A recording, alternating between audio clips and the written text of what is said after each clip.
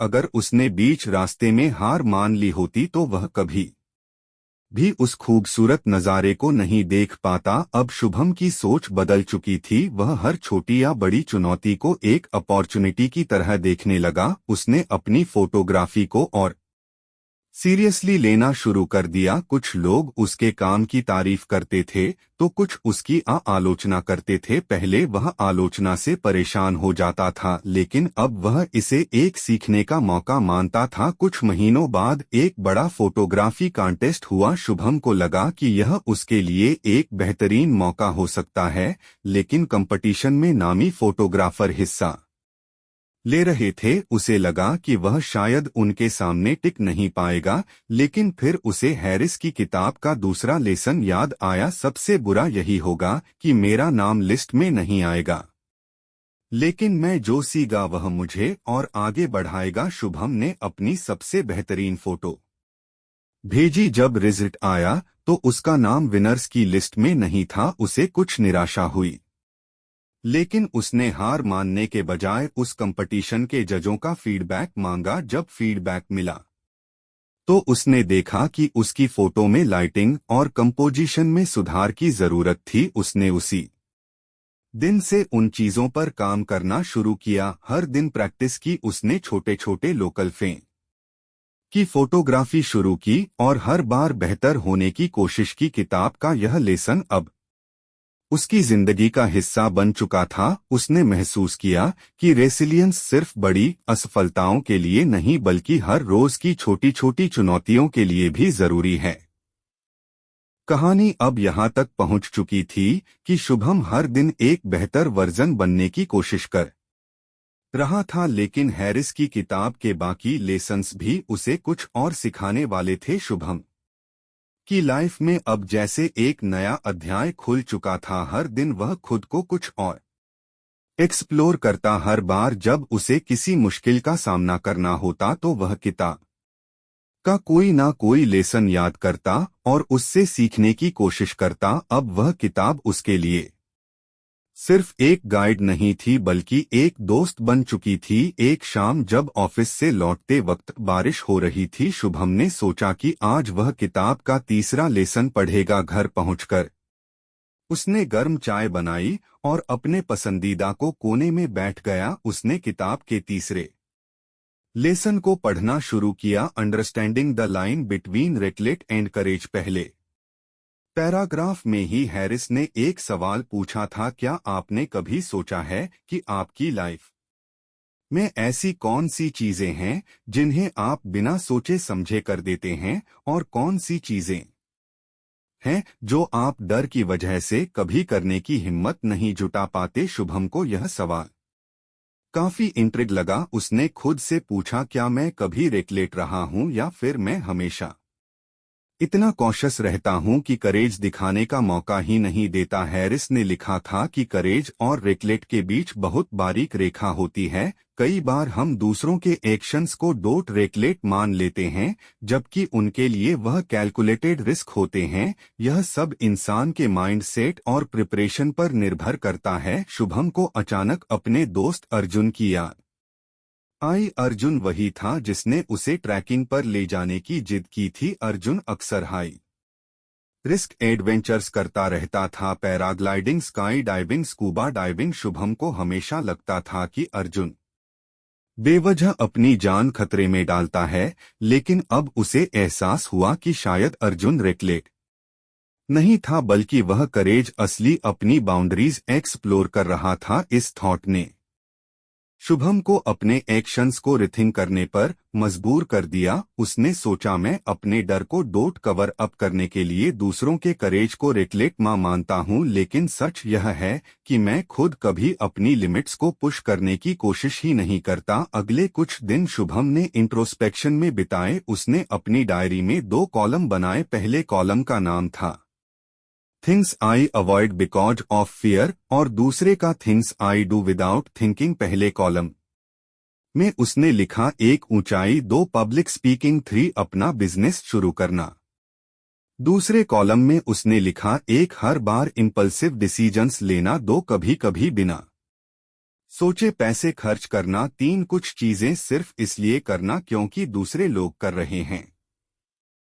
शुभम ने देखा कि उसकी जिंदगी का बड़ा हिस्सा या तो डर से चल रहा था या फिर बिना सोचे समझे लिए गए डिसीजन से वह नाई दर कैलकुलेटेड रिस्क ले रहा था, ना ही करेज असली अपनी लाइफ को एक्सप्लोर कर रहा था। किताब में हैरिस ने एक कहानी शेयर की थी, एक स्टंट पायलट की। वह पायलट हर दिन अपनी जान को खतरे में डालता था, लेकिन हर स्टंट से पहले वह मेटिकुलसनेस, प्रशंसा और इमरजेंसी लैंडिंग ऑप्शंस को एनालाइज करता था। लोगों को उसके स्टंट्स रेकलेट लगते थे, लेकिन असल में वह हर चीज को पहले से कैलकुलेट कर चुका होता था। शुभम को इस कहानी से काफी कुछ समझ में आया। उसने सोचा कि उसे भी अपनी लाइफ में करेज और रेकलेट के बीच का फर्क समझना होगा। उसे अपनी बाउंड्रीज को एक्सप्लोर करना होगा, लेकिन पूरी प्लानिंग के साथ। इस थॉट को एक्शन में बदलने का पहला मौका उसे उसी हफ्ते मिला। ऑफिस में उसकी टीम को एक नई प्रोजेक्ट में काम करने के लिए कहा गया। प्रोजेक्ट का लीड बनने का मौका था, लेकिन इसके लिए काफी रिस्क भी था। अगर प्रोजेक्ट फेल हो जाता तो पूरी टीम को नुकसान होता। शुभम ने पहले सोचा कि यह काम किसी और को करने देना चाहिए, लेकिन फिर उसने खुद से कहा, क्या यह डर मुझे पीछे खींच रहा है? क्या मैं इसे रेकलेट डिसीजन मान रहा हूं, जबकि यह एक कैलकुलेटेड रिस्क हो सकता है? उसने इस बार प्रोजेक्ट लीड बनने का फैसला किया। उसने अपनी टीम के साथ मिलकर पूरी प्लानिंग की, हर छोटे बड़े खतरे को असेस किया, और जब प्रोजेक्ट शुरू हुआ तो उसकी मेहनत साफ झलक रही थी। शुरुआत में कई चैलेंज आए, कुछ लोग उसके डिसीजन से सहमत नहीं थे, लेकिन शुभम ने हर फीडबैक को कामली लिया और चीजों को एडजस्ट किया। आखिरकार वह प्रोजेक्ट समय पर पूरा हुआ और कंपनी को अच्छा प्रॉफिट भी हुआ। उस दिन शुभम ने सीखा कि करेज का मतलब सिर्फ बड़ा रिस्क लेना नहीं होता, इसका मतलब होता है अपने डर को समझना, अपनी ताकत को पहचानना और एक इन्फॉर्म्ड डिसीजन लेना। लेकिन कहानी यहीं खत्म नहीं हुई। एक दिन अर्जुन ने उसे फिर से बुलाया। इस बार प्लान था स्काई डाइविंग का। शुभम का दिल तेजी से धड़कने लगा। हाइट्स का डर उसके अंदर अभी भी था, लेकिन इस बार वह पीछे हटने वाला नहीं था। उसने अर्जुन से पूछा, स्काई डाइविंग करते वक्त तुम क्या सोचते हो? क्या तुम्हें डर नहीं लगता? अर्जुन ने मुस्कुराते हुए कहा, डर लगता है, लेकिन मैं हर बार प्लेन में चढ़ने से पहले अपनी तैयारी चेक करता हूं। मैं जानता हूं कि अगर मैंने सारे सेफ्टी मेजर्स फॉलो किए हैं तो कुछ गलत नहीं होगा। शुभम ने सोचा, क्या मैं यह कर सकता हूं? क्या मैं अपने डर का सामना कर सकता हूं? उसने तय किया कि वह डाइविंग करेगा, लेकिन पूरी तैयारी और जानकारी के साथ। उसने पहले उस कंपनी की डिटेल्स ली, उनके सेफ्टी रिकॉर्ड्स चेक किए, इंस्ट्रक्टर से बात की, और जब उसे यकीन हो गया कि यह एक कैलकुलेटेड रिस्क है, तभी उसने हाँ कहा। जब प्लेन से जंप करने का वक्त आया तो उसका दिल जोर से धड़क रहा था, लेकिन जैसे ही उसने खुद को हवा में महसूस किया, वह डर गायब हो गया। वह सिर्फ उस पल को जी रहा था। नीचे उतरने के बाद उसे एहसास हुआ कि उसने ने अपने कंफर्ट जोन को पूरी तरह पीछे छोड़ दिया है। उस दिन उसे हैरिस के तीसरे लेसन का असली मतलब समझ में आया। करेज और रेकलेट के बीच का फर्क सिर्फ माइंडसेट में होता है। अगर हम अपनी लिमिट्स को समझकर, अपने डर को फेस करके और पूरी प्लानिंग के साथ कदम उठाते हैं, तो हर चुनौती एक एडवेंचर बन जाती है। अब शुभम की नज़र किताब के चौथे लेसन पर थी। उसने महसूस किया कि हर चैप्टर उसे उसकी लाइफ के एक नए पहलू से परिचित करा रहा है, और वह इसके लिए पूरी तरह तैयार था। शुभम अब पूरी तरह से इस किताब के लेसन्स को अपनी लाइफ में उतारने में जुटा हुआ था। हर नया चैप्टर उसे ऐसा महसूस कराता जैसे यह किताब खास उसी के लिए लिखी गई हो। उसने सीखा था कि रेसिलियंस कैसे बनानी है, करेज और रेकलेट के बीच का फर्क क्या है, और अब बारी थी अगले लेसन की, लर्निंग फ्रॉम फेलर। उसने किताब का अगला पन्ना खोला और पढ़ना शुरू किया। हैरिस ने लिखा था, failure isn't opposite of success, it's a stepping stone toward it. If you are not failing occasionally you are probably not challenging yourself enough. यह लाइनें पढ़कर शुभम को गहरी सोच में डाल दिया। उसने खुद से पूछा, क्या मैं अपनी असफलताओं को स्टेपिंग स्टोन मानता हूं या मैं उनसे भागने की कोशिश करता हूं। उसके दिमाग में सबसे पहले वही पुरानी डिबेट प्रतियोगिता की यादें ताजा हो गई, जब उसकी हार ने उसे इतना तोड़ दिया था कि उसने कभी दोबारा मंच पर कदम रखने की कोशिश ही नहीं की। और फिर उसने फोटोग्राफी कंपटीशन की याद की, जहां हारने के बाद उसने फीडबैक लिया और अपने स्किल्स को बेहतर किया। हैरिस ने लिखा था कि फेलियर से भागने के बजाय हमें उससे सीखने की कोशिश करनी चाहिए है।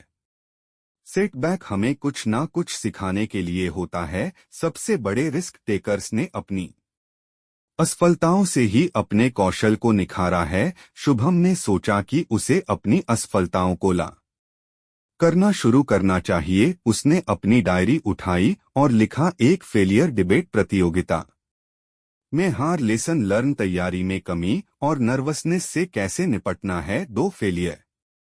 पहला, फोटोग्राफी कंपटीशन, हारना, लेसन लर्न, लाइटिंग और कंपोजिशन में सुधार करना। उसने सोचा कि जब भी कोई असफलता हो तो उसे सिर्फ एक हार के रूप में नहीं देखना चाहिए बल्कि एक अनुभव के रूप में देखना चाहिए। कुछ दिनों बाद ऑफिस में एक बड़ी प्रेजेंटेशन थी। शुभम को इसे तैयार करने और डिलीवर करने की जिम्मेदारी मिली। उसने पहले बहुत मेहनत से स्लाइड्स बनाई और अपने पॉइंट्स को ऑर्गेनाइज किया, लेकिन प्रेजेंटेशन के दिन प्रोजेक्टर में कुछ गड़बड़ी हो गई और आधी स्लाइड्स प्रॉपरली डिस्प्ले नहीं हुई। इसने शुभम की रिदम बिगाड़ दी और उसका कॉन्फिडेंस भी हिल गया। प्रेजेंटेशन के बाद बॉस ने उसकी कोशिशों की तारीफ तो की, लेकिन कुछ की पॉइंट्स मिस होने की वजह से प्रोजेक्ट को इमीडिएट अप्रूवल नहीं मिला। शुभम को बहुत बुरा लगा। उसे लगा कि उसने अपनी टीम को निराश कर दिया, लेकिन फिर उसने किताब के लेसन को याद किया, एनालाइज योर फेलर, देयर ज ऑलवेज समथिंग टू लर्न। उसने खुद से सवाल किया, गलती कहाँ हुई। उसने रियलाइक्स एस्पेक्ट्स पर ध्यान नहीं दिया था। अगर उसने पहले प्रोजेक्टर की टेस्टिंग की होती तो यह समस्या नहीं आती। उसने तुरंत एक नोट बनाया, अगली बार कोई भी प्रेजेंटेशन